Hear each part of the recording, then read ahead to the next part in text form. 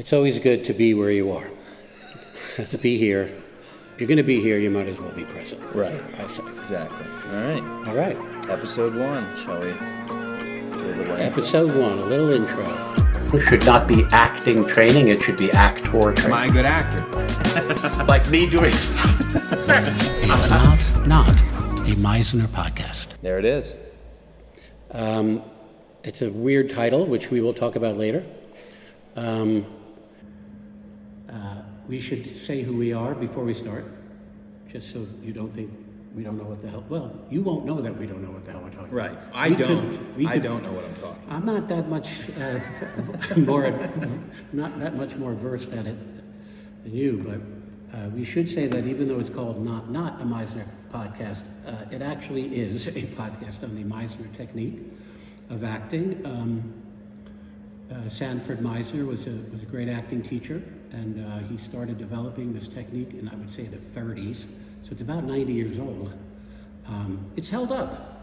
A little bit. Surprisingly well. A little bit. So we should tell you who we are. It's an important question. I always like that question. Who are you? Who am I? Well, who are you? I am... Well, there's really two ways to answer that question, Carson, because there are two versions of that question. Who are you, which is a sincere desire to know, which usually is autobiography. But the other way to say it is, who are you? Like, who the hell are you that I should listen to you? Well, I'm asking the second version. Who the hell are you? Yeah. Who the hell am I? Yeah. Right, like, why should you be taking advice from me? My name is Kevin Kittle, and I am old. I'm an ancient individual, Carson. And that's why you should listen to me, because I've been around a long time. So being old directly correlates. Correlates. To wisdom. Yeah, my years on the planet are longer than a CVS receipt. You know when those things are coming out, and they keep coming, and then they stop, and you go, oh, thank God, it's over. And then you go to get it, and it starts again. Yeah. That's what my life is like. Yeah. Every time I think, mercifully, it's over, it just starts up again. And I can't... You can't prevent it. I can't do anything about it. So, but the good news about that is, every time it starts up again, I learn something new. Right. So, it means I've lived long enough to have studied multiple things and had multiple experiences. But I didn't really come to Meisner until I was in my 30s. So, for those of you listening, if you feel that you haven't gotten a good head start, many roads lead to Rome, as they say. It could be a long journey for you. I originally started studying viola spolin, which is theater games and improvisation and all that kind of stuff. But I then, and this is also for those of you who are young and are listening, I went to undergrad right out of high school, and I quit after 3 years. 3 years in. 3 years. Yeah. So most people would be like, all you got to do is one more year. And I was like, yeah, no, I think I'll... What did you major in then? Theater. Okay. But it was a BA. Yeah. And it wasn't good. I don't think the program is good. But this is interesting in that with viola spolin, I always taught because it's it's all in the book. And so what happened was I went to my undergrad and I started teaching my fellow students. I was 19. Who the hell did I think I was? But the truth is that the teachers there weren't satisfied. Something was happening that they weren't satisfying the students, so that when all the teachers went home, that's when we started. At night, we would go into the black box theater, and I had like 30 kids come and do the theater games with me. I was 19 years old. So I always knew that I wanted to teach, but after I dropped out of undergrad, I did some crazy things. I painted bridges for a living, and whenever I tell people that, they mean, you set up an easel and you painted the bridge? I'm like, no, I painted the bridge. I put the paint on the steel, 250 feet over the Hudson River, So that's my background. It's working class, it's blue collar. That's why when I approach art, theater, it's like pack your lunch pail and go to work. It's lunch pail discipline, And so having come from a working background, construction, I bring that to the discipline and hard work that it takes to do Meisner. But I realized eventually that I did want to go back and get a degree in directing. So I got my MFA in directing at Rutgers. And while I was there getting my MFA, I took classes. As a director, I took all the classes of the other disciplines. So I took scene study and sound, scene design and sound design and lighting design, costume design. But that meant that I also was in the room with the actors. Because if you want to be a good director, you have to understand the actor's process. You have to know how they work, you have to be able to talk to them, you have to see how they're finding their way through it. So I sat in the room with the great Maggie Flanagan, one of the greatest teachers. Maggie Flanagan taught me first year Meisner at Rutgers. And even though I was there as a director, I would get up and do the work. I did as many activities and as many repetition exercises as anybody. So, and then second year at Rutgers, my teacher was Bill Esper, the peerless William Esper. Who kind of took the Meisner technique and furthered it. He furthered it, you know, he was considered Sandy Meisner's right-hand man for a while at the neighborhood playhouse. Not for a while, for many years. And, you know, he probably was supposed to take over the playhouse from Sandy after Sandy left. But Bill started his own studio, which is still there, the William Esper Studio on 36th Street in Manhattan. And Bill, a great teacher, and he taught me second year Meisner. But the most important thing for me is that Barbara Marchand taught me how to teach it. So you can study Meisner and you can be an actor, a Meisner actor, but to teach it is to understand how to take it apart and put it back together again, like the engine of a car, you know. So Barbara Marchand asked me, I was out directing in the world, and she asked me if I wanted to come to Rutgers and teach the first year BFA actors in the Meisner Technique, and I said yeah. And the funny thing about that is I didn't know how to teach it. I said to her, I don't know how to teach it, you know. I called up Maggie, I said, Maggie, they want me to teach first year. And she said the most amazing thing to me, you know more than you think you do. And I thought, that's probably right. I know more than I think I know, which means that if I just start doing it, I understand it, but I don't believe that I know it. Right. And then the truth is I got better at it because I watched Barbara's class. I watched her teach it, and she mentored me and took me all through it. To this day, she's one of my great friends and my mentor, so we continue to talk about it, right? So that brings us to right here. I taught the Meisner Technique at Rutgers University for 23 years before I retired, and I've been teaching it since on Zoom, online. I teach it, I coach professional actors, so we're coming on 28 years. I've been doing this almost 30 years. Nearly 30 years. Yeah. Yeah. So, does that answer who the hell are you? Yeah, pretty much. So then who the hell are you? I'm Kevin's student for the past, I guess, 5 years. And I studied at NYU, at the Meisner studio at NYU Tisch, and was introduced to Kevin through one of my teachers there. And I kind of... Worst day of your life? That was a terrible day. It ended me up right here, actually. Yeah. So, yeah. Wow, I'm really taking that in. That was really... That's rough. What am I doing? Anyway, no, so I've been with Kevin. I've bugged him ever since I met him, and I've been studying with him nearly weekly. Also at NYU, I studied I studied Shakespeare and Commedia dell'arte, and all of that, everything I studied there, I would always supplement with Kevin and go back and ask, hey, what do you think about this? What do you want to know? What works here? What doesn't work?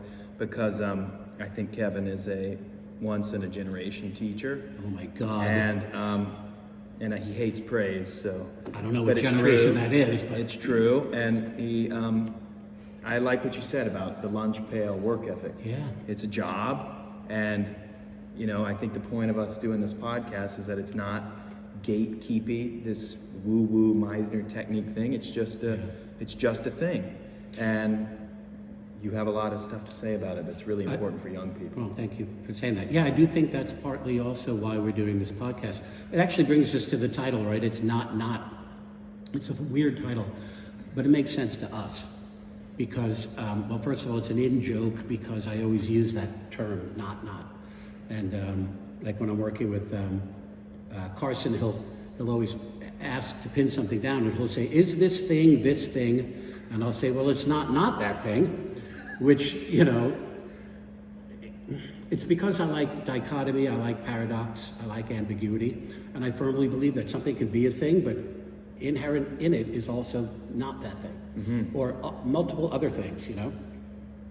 Big fan of complexity.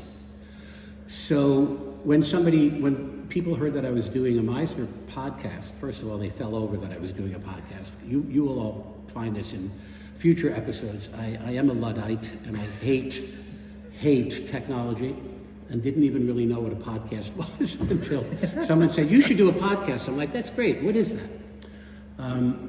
But when people found out that I was doing a podcast, they said, is it going to be a Meisner podcast?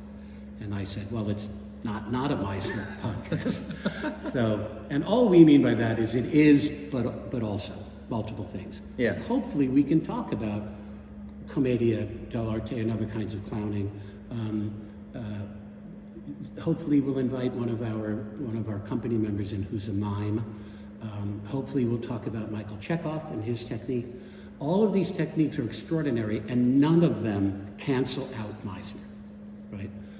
So it's interesting that Carson mentioned the gatekeeping aspect of things. It's not, you know, I guess any serious technique can get a reputation as like, oh, only a handful of people know how to do it, and if you don't do it the way they do it, then you're doing it wrong and you don't have any right to do it. Well, listen, I'm here to tell you that I wake up every day going, I'm not sure I understand this.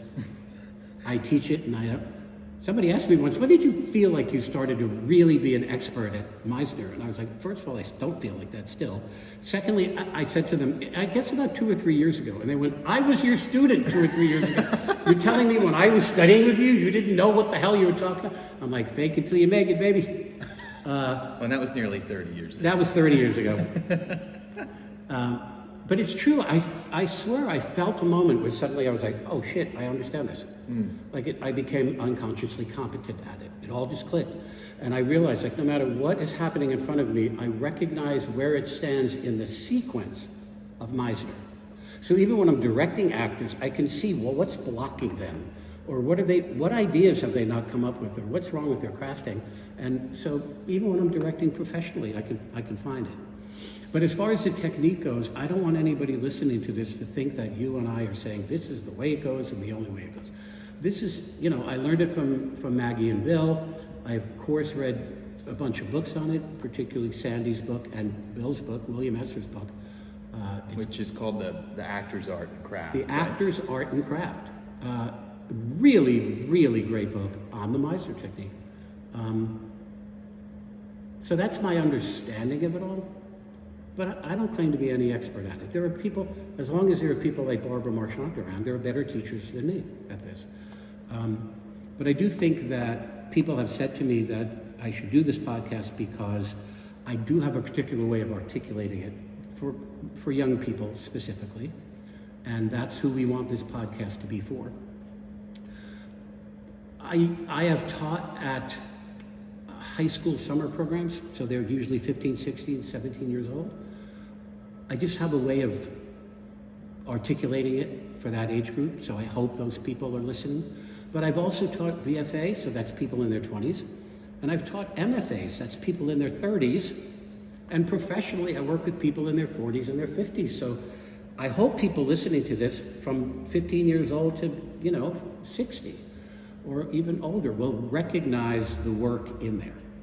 And so even if you use Meisner as a professional actor, I would hope that listening to this, you would go, it's great to hear that again.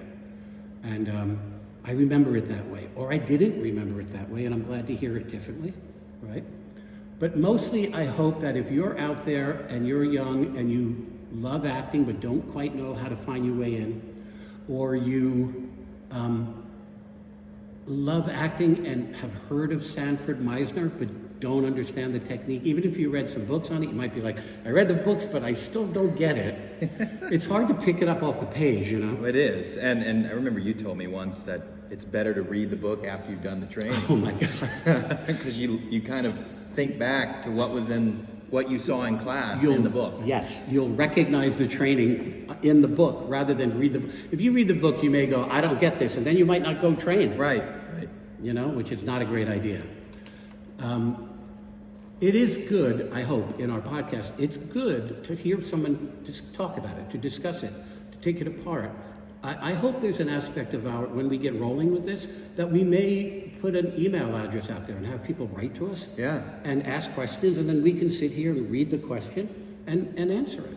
Absolutely. We hope. And I think it's important and kind of exciting that we've worked together as teacher and student, so we kind of come at it from two different perspectives, because I'm going to have a lot more questions. So going through that, I think, will be interesting. Why do you think, for someone who doesn't know what the Meisner Technique is, right? Not that you need to sell them on anything, right. but what would you say to someone who's asking or listening and saying, well, why Meisner? Yeah, honestly, it's a very good question. I wouldn't say the answer is because it's the only technique and you must study it. My first question would be, why study? Like, I believe you have to study acting. By the way, there are plenty of great actors out there who never formally study, but they did the work with people who did study, and there's a good chance that all along the way they picked up things that work for them. So they call it their technique because they tried it and it either failed or succeeded. So my answer to that question, why Meisner, would first and foremost be, why study? You have to. But secondly, why Meisner, as opposed to say, any other technique? I believe that for the most part, most techniques address the same ballpark, which all comes from, all cause and effect realism comes from Stanislavski.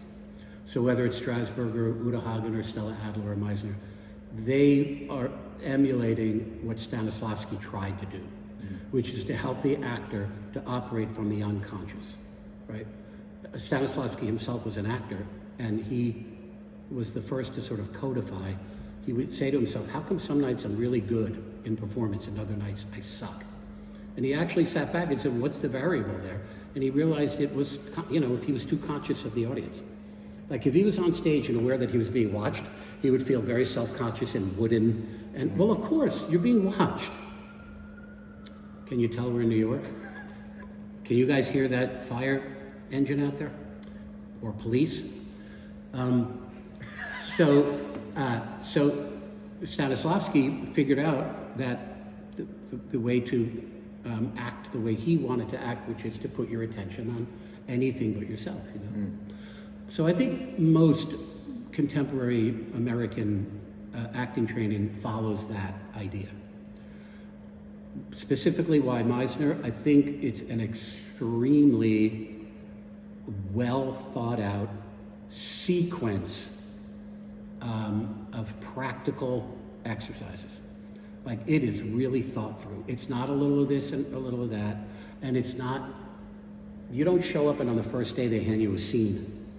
You don't know how to act yet and they're handing you freaking Seagull, You work on yourself and you identify what has personal meaning for you, and you let yourself improvise within exercises, So to us, the most valuable thing in acting, one of the most valuable things in acting is spontaneity, impulsivity. So that if you're in a conventional play, it looks like it's unfolding in the audience. For the audience, it's unfolding in front of them. The best thing you could do, what we could do for an audience, is to let them sit there and go, I'm not sure those actors know what's coming next. If they don't, I sure as hell don't. And that way it unfolds with a sense of danger, like the good kind of danger, like what the fuck's gonna happen? Yeah. They're living so presently in the moment, they don't know that this play has been pre-written and rehearsed and is gonna go somewhere. Absolutely. Right? So the Meisner Technique has, I know other techniques do too, I'm only speaking to the Meisner Technique, has a great sequence of exercises that hold you in the present moment. Right. They force you, for lack of a better word, to be experiential, right? Meisner said there are two kinds of actors, presentational actors and representational actors, right? Presentational actors are those actors that present the way something looks. I'm acting like this is truthful, you know? And I suppose there's an artistry in that, but Jesus Christ, you know? To get up there and act like something, like you're pretending, you know? Meisner said that he wants his actors to represent the character, like I'm standing in for that person. I'm the house that they're living in while this play goes on. I'm lending them my house here, and they are being represented through me, right? We tend to go a third step, though. We say we want actors that are experiential actors, which I think you have to be an experiential actor in order to be a representational actor. But for us, the bottom line is, are you having a genuine central nervous system experience up there? And the Meisner Technique leans heavily on that. And if you study this, you will be the kind of actor that recognizes that you're not even experiential in your real life, never mind in your acting, you know? Too often we create the persona that we want to show to the world out in real life. Well, you've spent your life then identifying things that are palatable to you and to people who see you. But that means that you've you've literally cut things out. But those things you've cut out, those might be who you essentially are.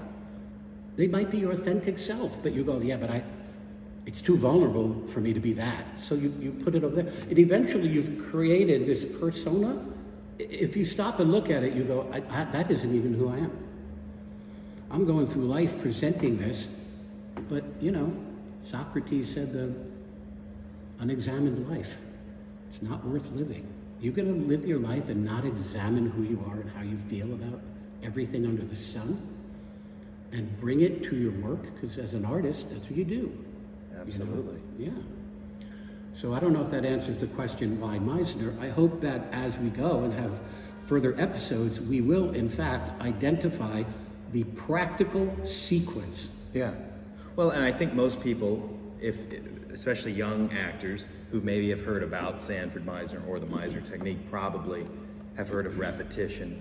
But I always love what you say. People always say, you know, I've done a little bit of Meisner. Yeah. And you always say, you can't do a little bit of Meisner. It's a 2-year trajectory. Absolutely. A little bit of Meisner. Yeah, when I used to audition for students to come to Rutgers, they would say, oh, you do Meisner today? I did a little of that. I'm curious to see which little bit you did, you know. But I also test them. I'll go like, okay, let's do some repetition. Oh boy. Listen, this is important too for those of you who maybe have studied repetition. It's possible the way we do it is different than the way you've been trained. So hopefully when we may demonstrate it even a little bit here and there, or at least talk about it in detail, hopefully you may see the value of the way we think of the repetition exercise, right? We'll get to that. Maybe the third episode is probably. We're not going to get to like the beginning of the actual of how we would teach it in class, at least for maybe the first 2 episodes. Yeah. So that's something we'll circle back to. Yeah. I'll make a note. You make a note. I'm not going to make a note. No.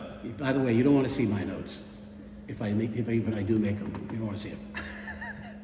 Well, so then I guess that leads us to the definition.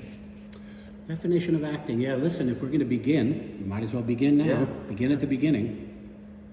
You have to identify the definition. According to Sandy Meisner, it's a really great definition. I've never come across a better definition of acting. It encompasses all of it. According to Meisner, any great acting begins with one simple concept. He called it the reality of doing. The reality of doing, which makes sense, right? Are you really doing what you say you're doing? So that makes sense when you're in a play. You and I have talked about this. Somebody has to write a letter in their scene, and they go like, they go, oh, here, take that to the guy. You're in the audience going, they didn't write anything on that paper. And what happens, of course, is the faith gets thrown out the window. we all have faith. The actors have faith, the audience have faith, that what we're looking at is a reality that's occurring, you know, in a prescribed beginning, middle, and end, but it's still happening impulsively and in front of us, naturally in front of us. So the second somebody doesn't really write a letter, we all go, I'm out. Well, and the sense of danger that you talked about is completely disillusioned once you see that. Of course. So we say if you have to write a letter in a play, write the fucking letter. Yeah. Or if you read a letter, you know, don't just look at it and then respond to how terrible that news was. You didn't read it, you know? Parenthetically, this is where our actors get in trouble sometimes, because the director's like, will you hurry it up? And the actor's like, but I didn't read the thing. Oh, you don't have to read it. Directors, hurry up, go fast. We'll talk about directors sometime down the line. I am a director, by the way, and I hate myself. Nah, not really.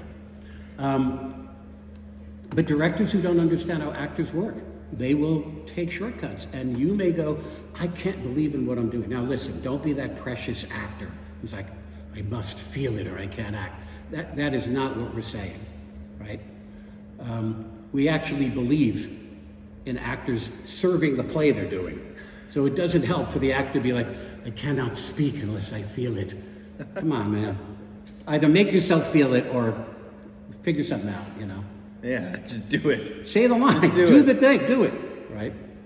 So this reality of doing, though, is achieved through, through multiple things, but mostly through Meisner's definition. Now, here's the thing about the definition. Whenever I'm teaching young people, and I ask them, first of all, I'll ask them what they think the definition of acting is, and if they haven't heard Meisner's definition, they'll just say the most extraordinary things, like, pretending to be, I'm like, ooh, stop.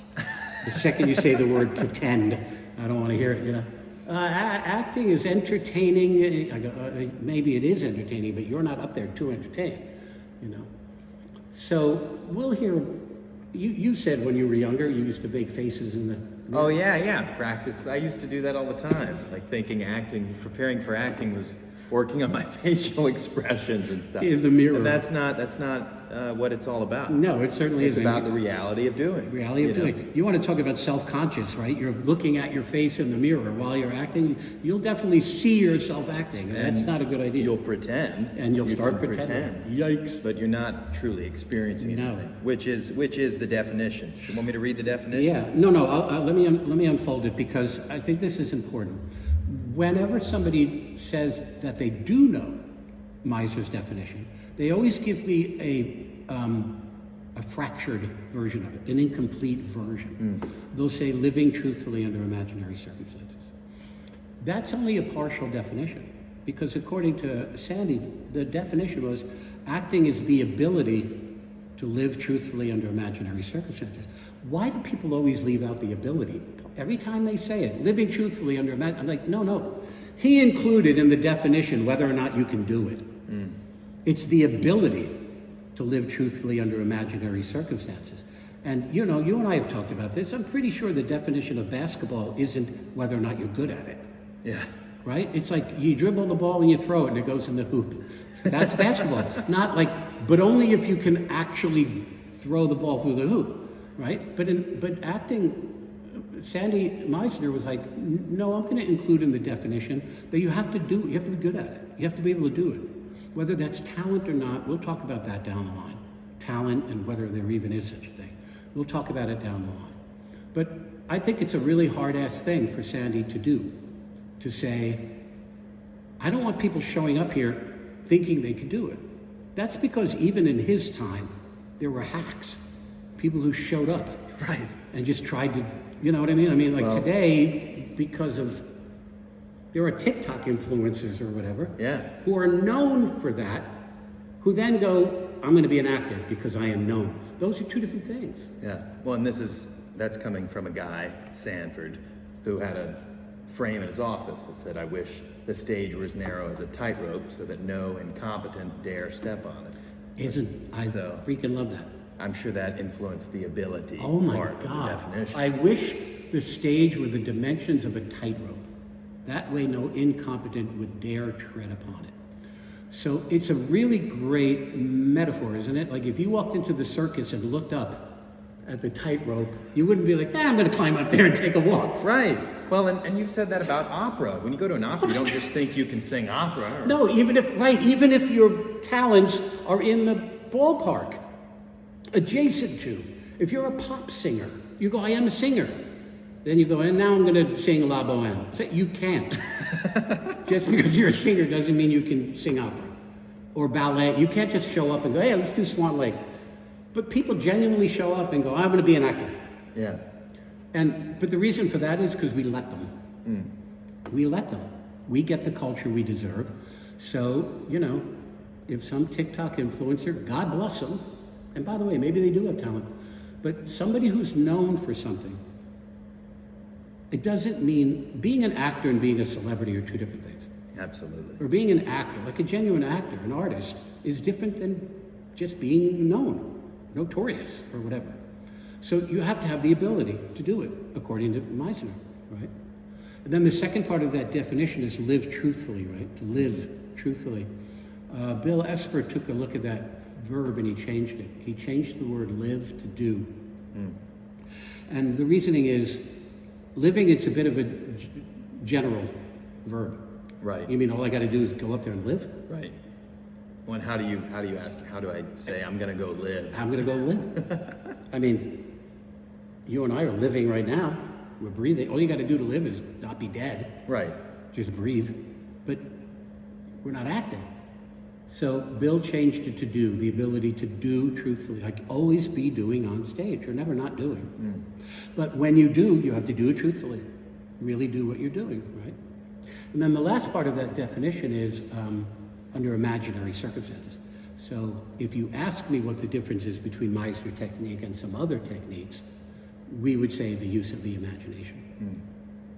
Stella Adler too. Adler and Meisner believed in the use of the imagination, the importance of the imagination.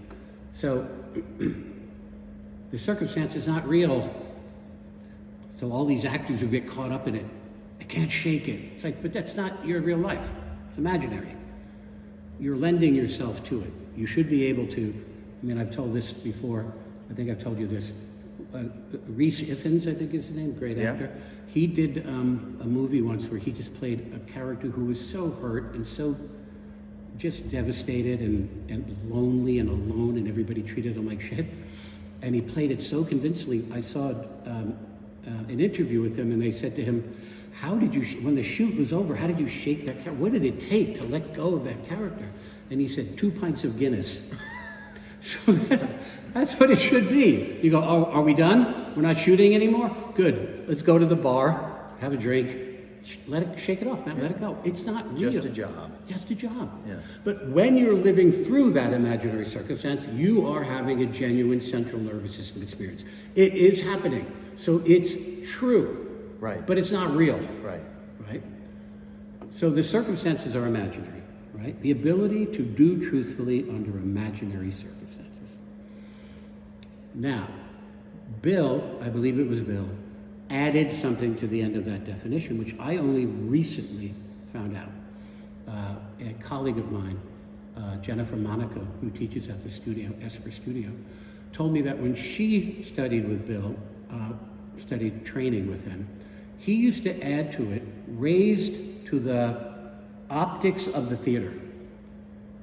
The ability to do truthfully under imaginary circumstances, raised to the optics of the theater. I think that's from Bill. What I like about it is something that I worry about the Meisner Technique. It is not enough for you and I to be truthful. You and I can be simply truthful because we're very close to each other. So our truth goes from here to here. Right. My heart to your heart, 2 feet away. But if we're doing it on a stage, my lips to God's ear, you should be in a Broadway play. There's 1,200 seats out there. We can't be simply truthful with each other. They won't hear us. And not only will they not hear us, they may not even feel us because we're not alive fully, vocally and physically, as well as emotionally. So raised to the optics of the theater just means that you have to radiate which is a word from Michael Chekhov. You have to fill energetically, you have to fill the theater, but it still has to be truthful. Because some people, when they try to go from the rehearsal room to the theater, they go, and now I must turn to the audience and speak loudly. Like, well, you gave up the truth. So how do you fill that space with your truthful energy, still connected to your partner, still deeply alive, but also filling space beyond what some people call the fourth wall, right? Raised to the optics of the theater. Right. Well, and it's interesting because that definition, or looking at it that way, also applies on the opposite hand to film, because you're just distilling it to the optics of the lens, right? Absolutely. That's why Meisner works for everything. It works for everything. Yeah.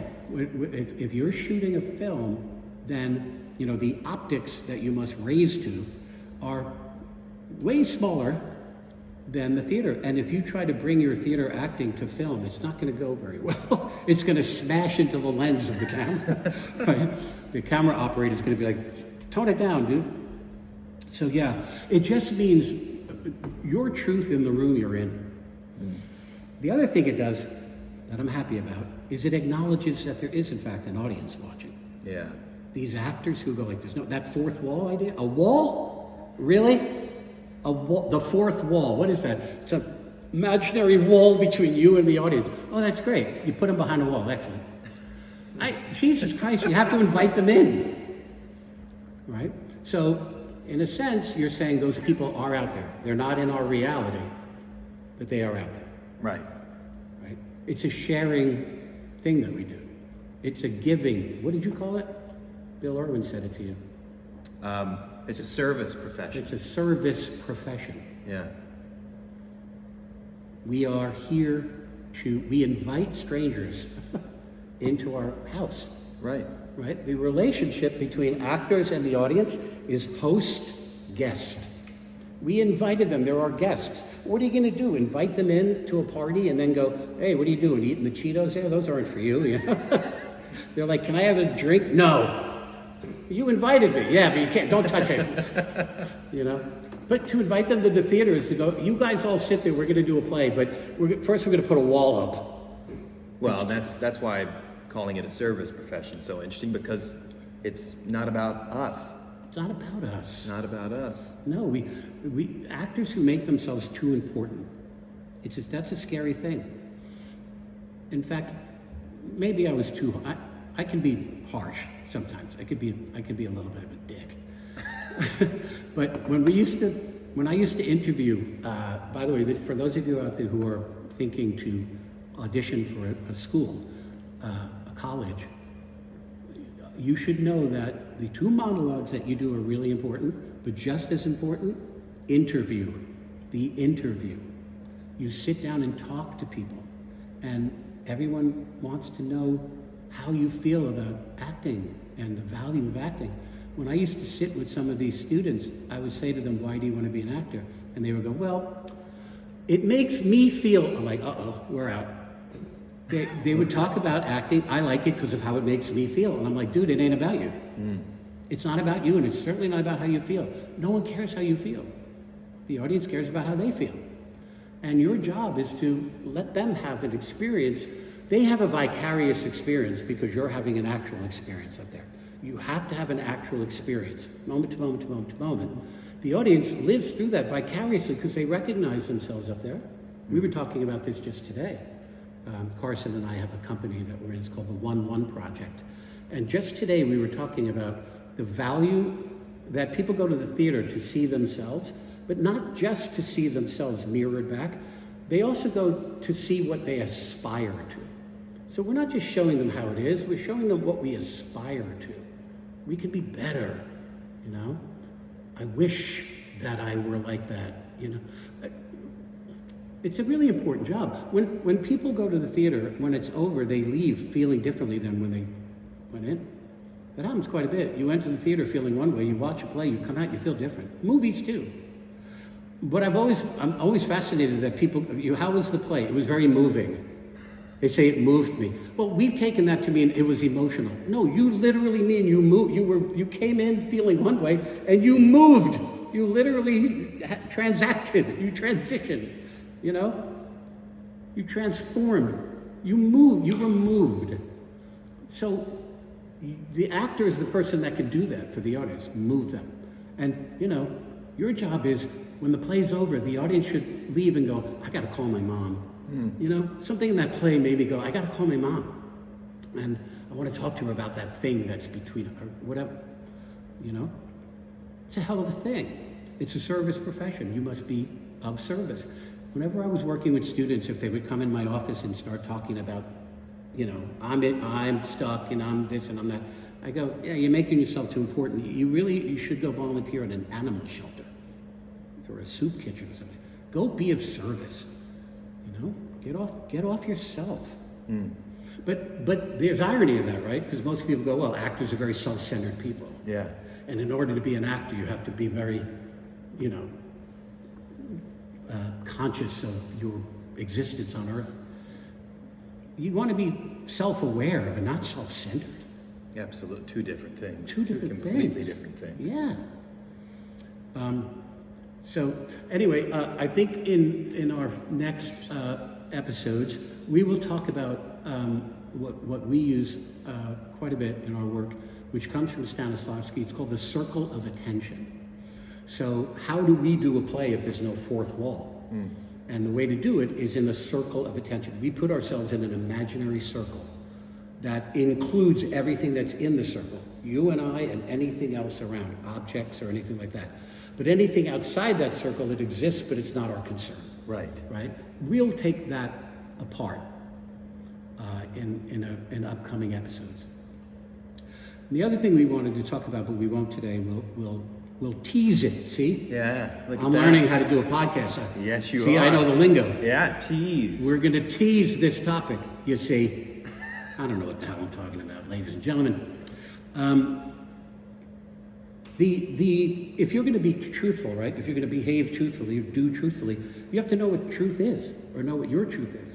Right. So the next time we meet, we're going to discuss Stanislavski's interest in artistic truth and natural beauty, right? We're going to take that apart next time. We're going to talk about how truth and nature and beauty are interchangeable. Okay? So that's for next time. Do we have anything else today that we wanted to talk about? That's all we really wanted to talk about. I thought you wanted to talk about how handsome I am. No. That's No? no. I cut that idea. Oh, you cut it. I see you scratched it out. You have Yeah. notes. You wrote Kevin is handsome, and then you wrote a big, Well, and it says very bad, terrible idea. Don't bring up. don't the bring, flag. very bad, terrible, don't bring that up. It'll turn off a lot of this. I see. So we won't talk about that. No. Okay. Well, that's episode 1. episode 1 of It's Not a Meisner Podcast. Yes, that's Kevin Kittle. I'm Carson S. Davis, and there you have it. Thank you for listening. Please follow us on Instagram @Meisner Podcast.